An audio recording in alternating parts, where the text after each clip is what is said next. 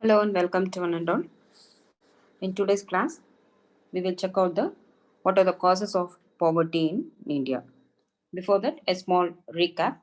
So I explained about what is the meaning of poverty and what are the types of poverty, that is absolute poverty and relative poverty. So if a person is living below the subsistence level of consumption, absolute poverty, which is existing in all the developing countries.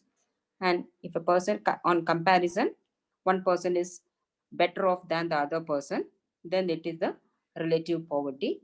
And I also mentioned about the incidence of poverty in India.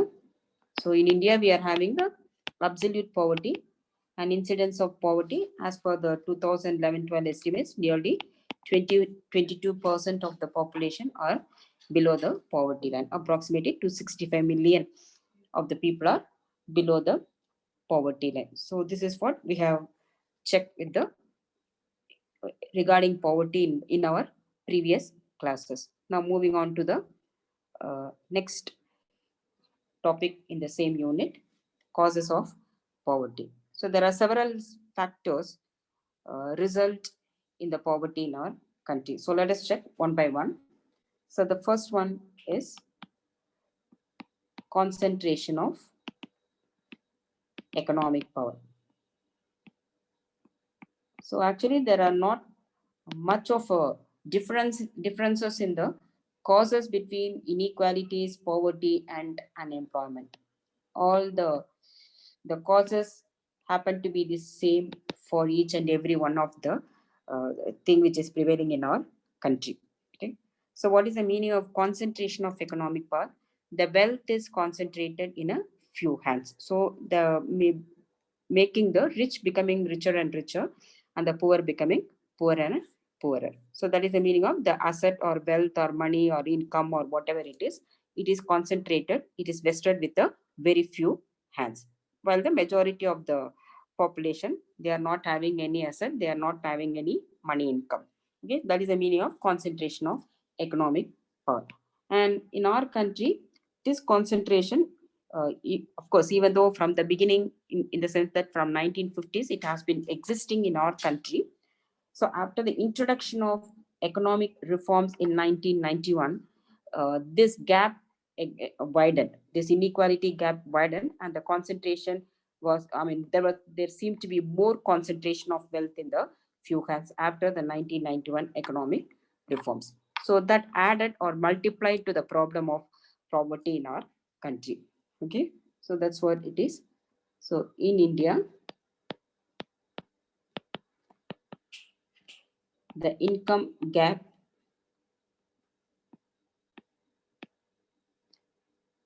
has a significant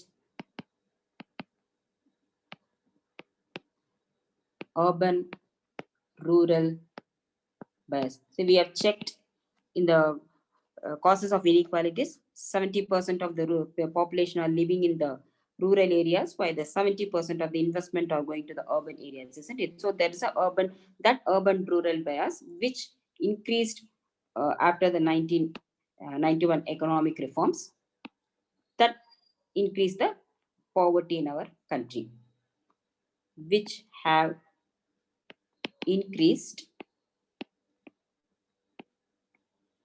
over the 1990s due to the economic reforms announced by the government favoring the privatization. So inequalities of wealth and concentration of economic power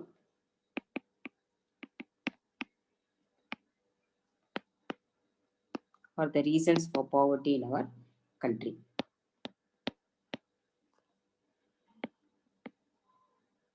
They are the reasons for the rich becoming richer, pushing the poor to poverty. So this privatization process uh, made it possible for the richer sections or the private investors, the private corporate sector especially, it benefited those people, and so they became more richer and richer. So the gap between the richer section, the poorer sections widened, and the poorer people still became poorer because of this economic reforms introduced in the country. Okay, then the second reason is under exploitation of natural resources. Now, what is the connection between natural resources or under exploitation of natural resources and poverty? For what reason we need natural resources? So, natural resources are required in order to produce the goods and services in the country. So, if the natural resources are not utilized properly, if there is underutilization of natural resources in the country, then automatically the production will become lesser. If the production is becoming lesser, automatically the national income of the country will not grow at a rapid rate. So, if the national income itself is not going at a fast rate, whatever the income that is generated, whatever the national income that is generated in the country, and with the concentration of economic power, it is going to be only in the hands of the very few rich individuals or corporate sector in the country. So, in order to increase the national income of the country, the production has to be, there should be optimum production, in the sense that full utilization of resources should be there. Then only the production will be happening in a country to its maximum level. So, if the resources itself are not utilized properly, automatically the production is not going to happen at a rapid pace. The national income will also be generated that much. So that is the under exploitation of natural resources and connection to poverty. So in India, most of the river, forest, wealth, so many resources are not being utilized. We have already seen in the first chapter, isn't it? Inefficient and mismanaged resources. So that problem we are having, that leads to slow growth of national income in the country. Okay. So basically, higher standard of living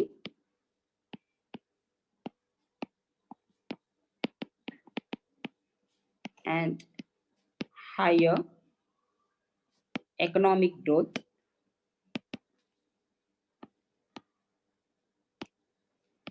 can be achieved only if the available natural resources are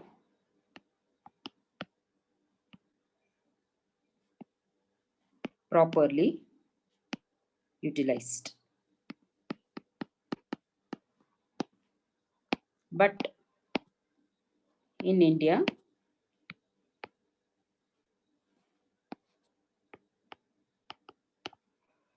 river, water,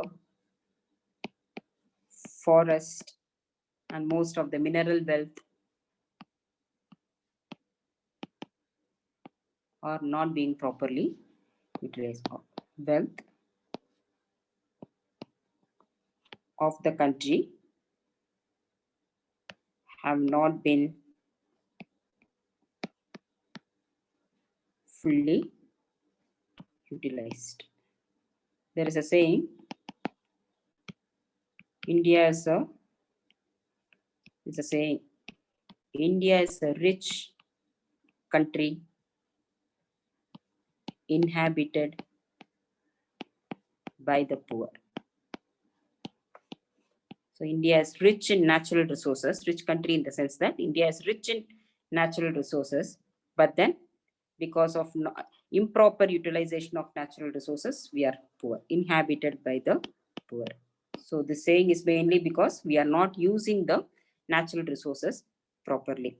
Okay, so this is meaning utilization of natural resources uh, favors more and more production in the country. If more and more production in the country happens, automatically the national income of the country will increase. So if the once the national income is generated at a sufficient pace, then we can think about redistributing of the national income properly, so that a majority of the poorer sections of the population will be benefited.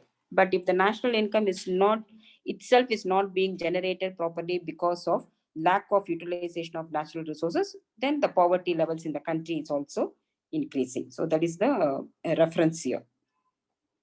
Then the third cause, of course, heavy population pressure. So we all know that we are in the second stage of demographic transition, having the population explosion. So more growth rate pushes more and more people into poverty. Just is as simple as that. So India being in the second stage of demographic transition. So the second stage of demographic transition, I think you remember, uh, I mean, slow growth in birth rate compared to rapid fall in the death rate. Demographic transition,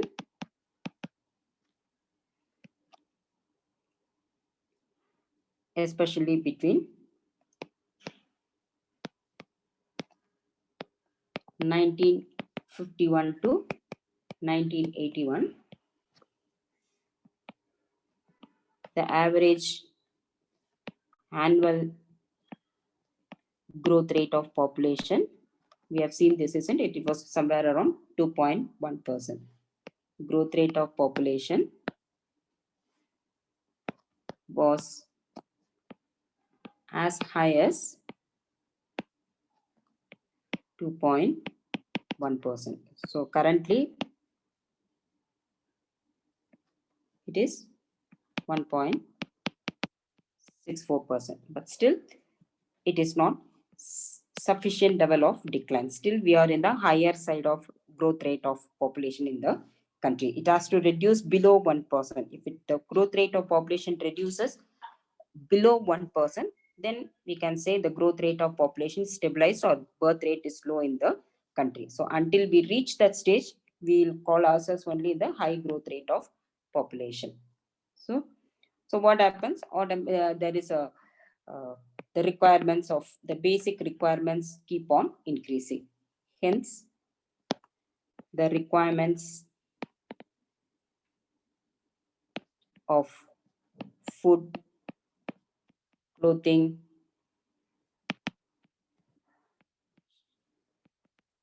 medicine, schooling, everything, the demand for all the basic necessities will keep on increasing. Okay. So also we know that rise in population directly affects the per capita income. The rise in population leads to decrease in the per capita income. So then more and more people being under the clutches of poverty. So moreover, a growing population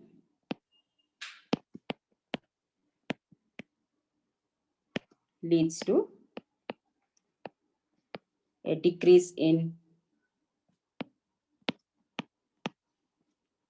per capita income. On the one hand, the per capita income decreases, and on the other hand, the labor force in the country keeps on increasing. So if the labor force, supply of labor force increases, but the demand for labor force will not be there that much, because the industries won't develop that much, isn't it?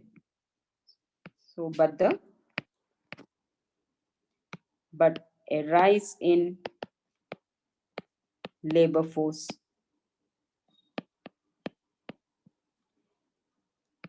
leading to unemployment and poverty.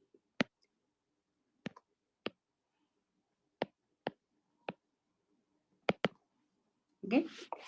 Then direct outcome of this heavy population pressure is unemployment. This is a reminder. Take medicines.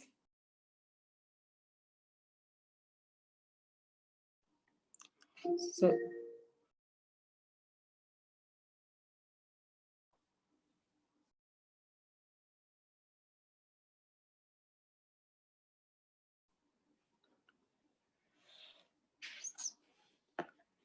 Okay. So the next direct outcome of heavy population pressure in the country is, which is the unemployment in the country. So there is something called Indian unemployment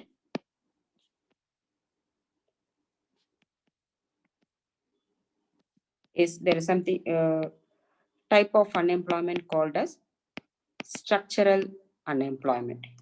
So structural unemployment, it happens because of the economic structure of a country. So the demand for labor will not be there that much, because the demand for labor should be there, one it will be there only if there is a proper industrial development.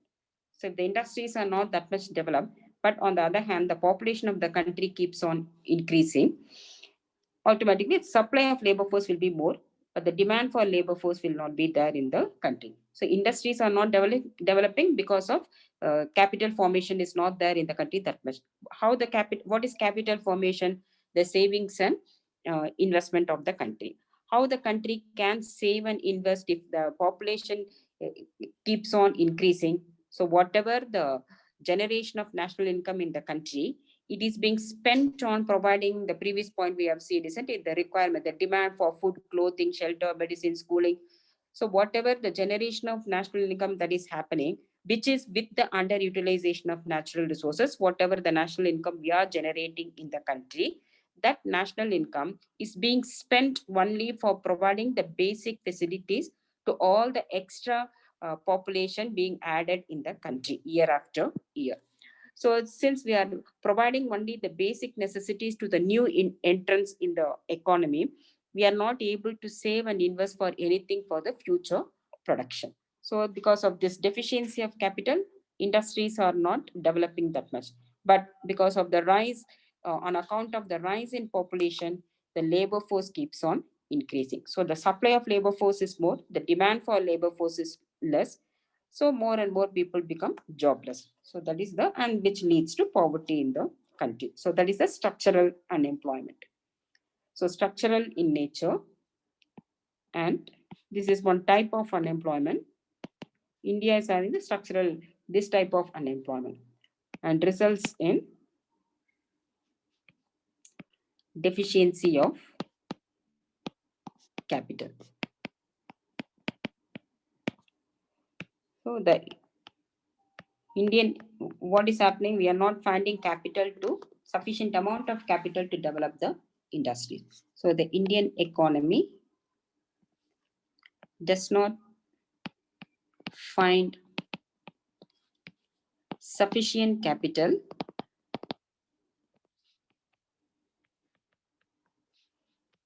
to expand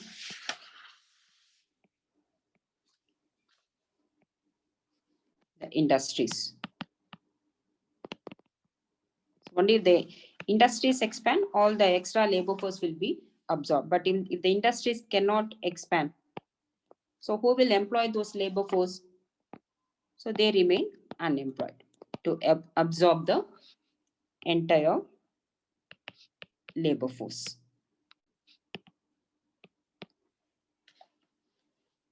So as a result, unemployment and poverty also increases in the country.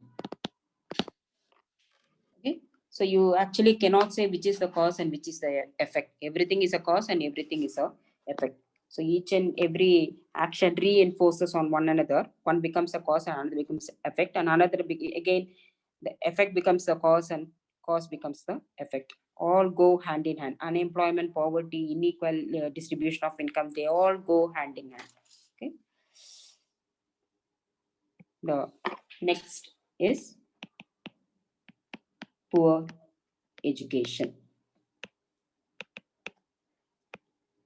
So obviously, uh, the the poorer sections of the population, they will not be able to send their children to proper schools, proper universities. So they are deprived of that higher educational facilities. So if the education is proper, the more you get qualified, so your chances of getting income keeps on, more and more amount of income keeps on increasing. So a graduate gets a better income, has more income earning opportunities than a person who just completed only 10th or 12th level. So a 10th or 12th pass will get a better income earning opportunity than a person who is not educated at all. So in the same way, professionals, a person who completed the PhD or MBAs or all those people, they have the better opportunities than a person who just completed the graduation, isn't it? It is a relative. So, but since most of the poorer sections of the population, they cannot afford to send their children to proper schools, universities, and for higher educational levels, so they continue to become poorer. Their income earning opportunities are deprived, so they continue to become poor. Okay. So the educational, the other day we have seen, isn't it? The doctor's son or daughter will become a doctor. But then what about the agricultural laborer's son or daughter? So this is what happens. So the educational attainments are very low for the poor compared to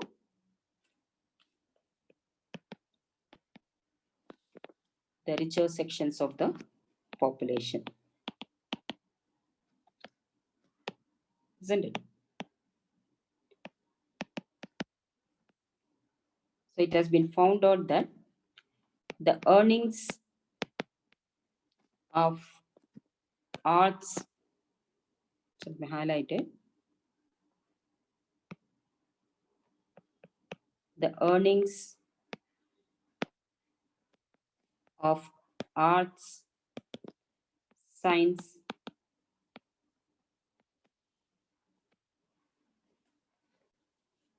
and commerce graduates were nearly 6 times as compared to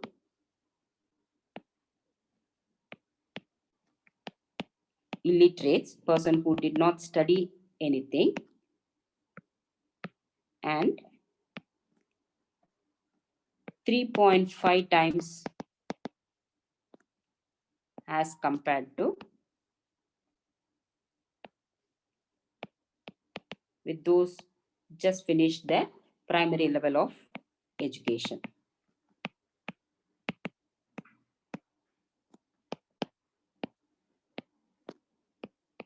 Okay.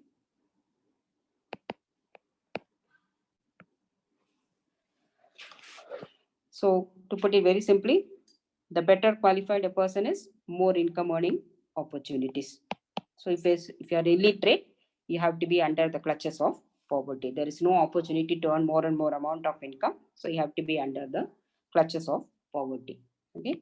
Then low consumption of essentials.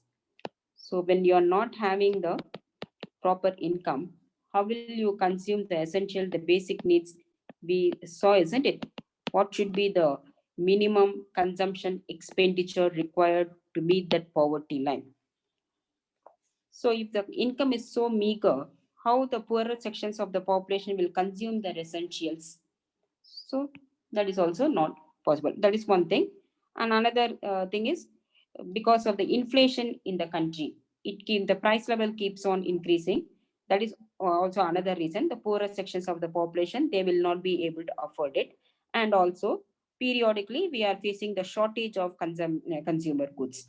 So if there is a, because of the lack of product, we have already seen that there is a lack of production because the industries are not developing that much. That is again because of lack of capital.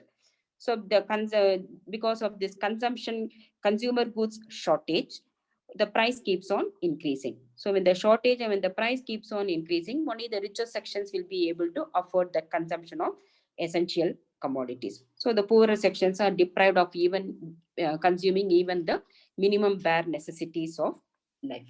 Okay. So the consumer goods shortage. So this shortage is also responsible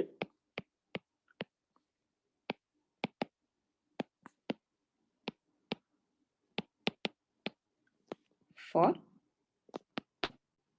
low level of standard of living. So how the standard of living is measured? The more goods you are able to consume, then your standard of living is, you are having a better standard of living. But if you're not able to consume even the basic necessities of life, automatically your standard of living is very, very low or poor. And there is a wide disparity in the consumption levels of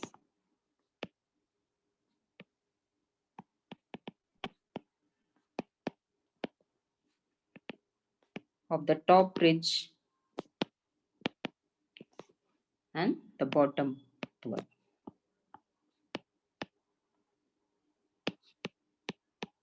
So we have seen the other day, isn't it? The consumption expenditure, the bottom poor, they are spending, this somewhere around 20%, whereas the top 20%, they are spending around 29% or 30% of the total consumption expenditure.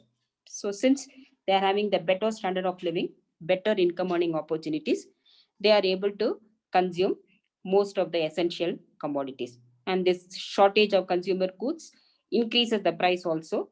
And the poorer sections of the population, they are not even able to consume the bare necessities of life. So their consumption expenditure become lesser and lesser. Their consumption of basic necessities becomes lesser and lesser.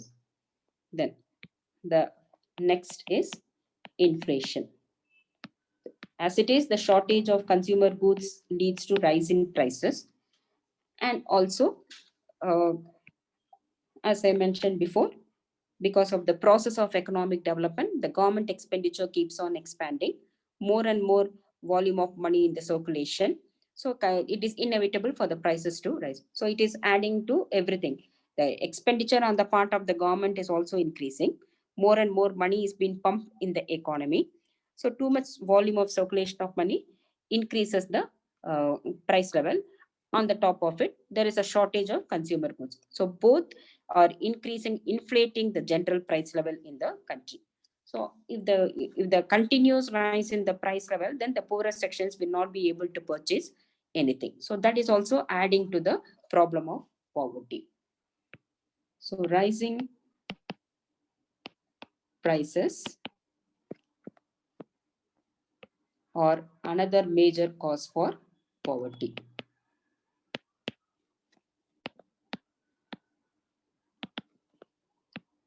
So when prices rise, automatically the purchasing power will decrease. So when the prices rise, the purchasing power of money falls. That's why you are paying more in the form of currency notes. The purchasing power keeps on decreasing. And it mostly it affects the poorer sections of the population.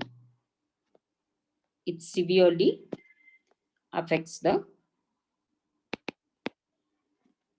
lower, low middle income and low income category and poorer sections of the society.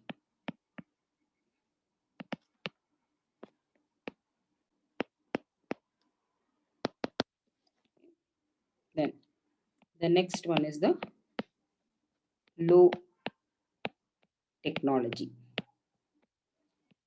So the low technology, basically the low technology is because of lack of capital. So compared to the developed countries, the technology which we are using is very low. So it is not only in everywhere the technology, in the production unit, in the financial market, in the administration, everywhere the technology what we are using is the outdated technology. So outdated technology, if you are continuously using the outdated technology, what will happen? The productivity level will keeps on decreasing. The productivity per labor, the productivity per capital, productivity per land, everything keeps on decreasing. So if the productivity levels keeps on decreasing, then the total production will not be there that much. So if the production is not there, again national income will not increase at a rapid pace. So that leads to poverty again. So the technology levels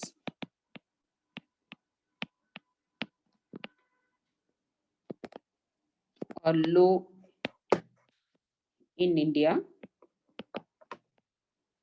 compared to the developed countries.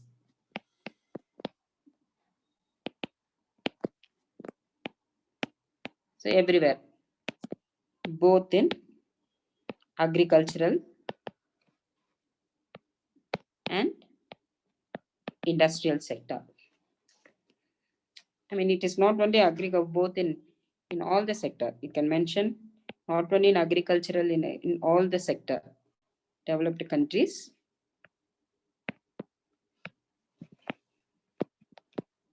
In all the sectors,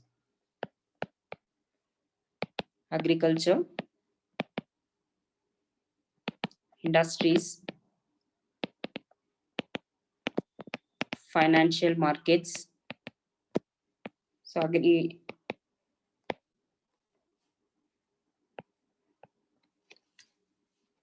etc.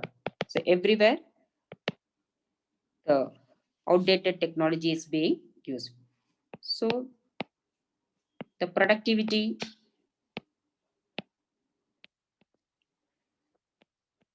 per capita. So it can be per labor, per land, or per capital, everything. The productivity per capita keeps on decreasing. So the outcome is this results in low production,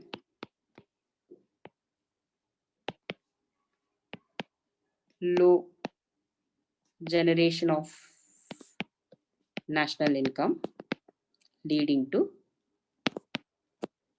poverty. So everything is like a vicious circle. One acts upon another continuously. The country will be under the clutches of poverty. We have seen, isn't it, the vicious circle of poverty. So most of the underdeveloping countries, they are caught in this vicious circle of poverty. So low technologies again. What is the reason? Because of capital deficiency. So not sufficient amount of. So there are so many reasons. Sufficient amount of capital is not there, and then people are not aware of the latest methods of technique. So we are mostly having the unskilled and illiterate labor. We are not aware of the any latest technology. Okay. So due to illiterate and unskilled labor force, India is caught in the vicious circle of poverty. That is low capital formation,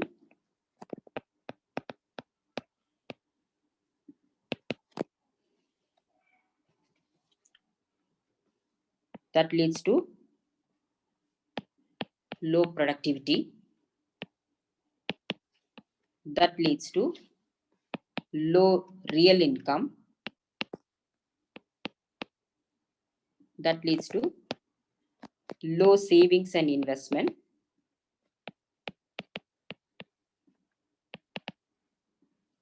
that again leads to low rate of capital formation.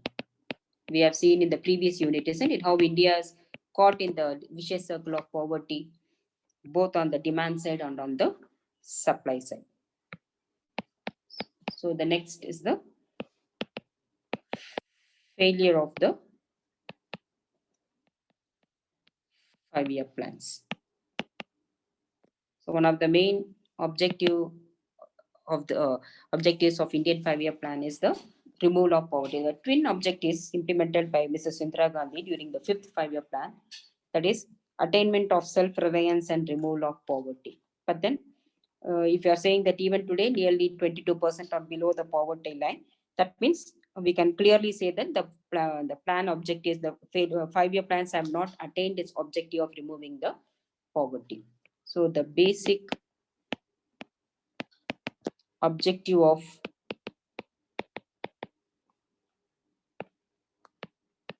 planning is to remove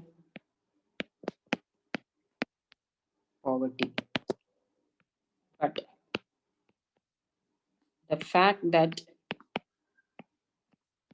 still 22% or 265 million people are poor, even after 6 decades of planning, proves that the 5-year plans have failed to remove poverty. Okay, so just 2 more points are there, which I will continue with my next class. Okay, so until now, I hope all of you have understood the concept. So until my next class, next video, take care. Bye bye.